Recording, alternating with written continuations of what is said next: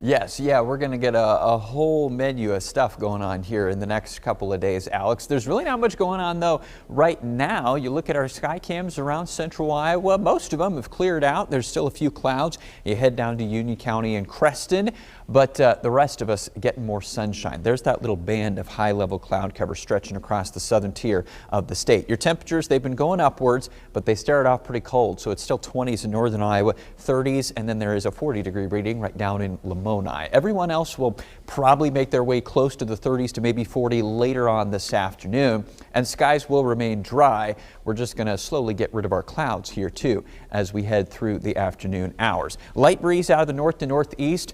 That's all you got to worry about today. Now it's tomorrow and then into Friday that things get a lot more active. So first, let's tackle tomorrow.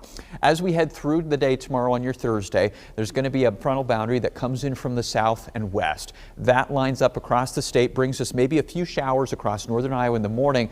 And then I think really most of the day won't be super wet. Just a few more clouds outside. Winds will start to gust from the south, but look at what those winds bring. Temperatures will climb dramatically tomorrow from the 30s in the morning to probably 60s by the afternoon hours. That's tomorrow on Thursday.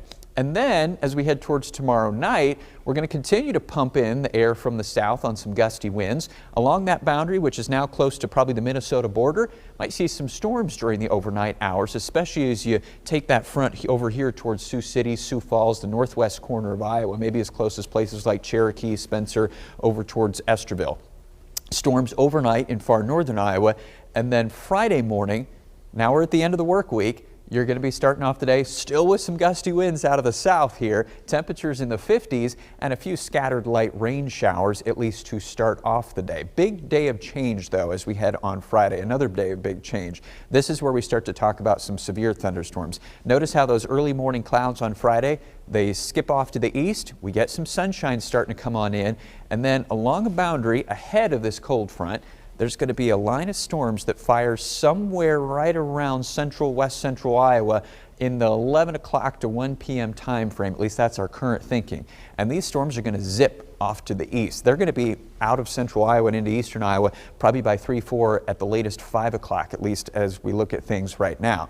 That's where we're going to be looking at the window of opportunity for some severe weather. There is a level 3, that's the orange color, enhanced level risk of severe storms across much of the central portion of the state. Basically everybody but let's say Highway 71 and westward, or maybe Highway 169 would be more accurate, and westward is not in this risk. But there's going to be the potential for tornadoes, and then as that line of storms kind of goes into one long continuous segment, probably some severe winds gusting out of these storms as well as they push off to the east into the afternoon.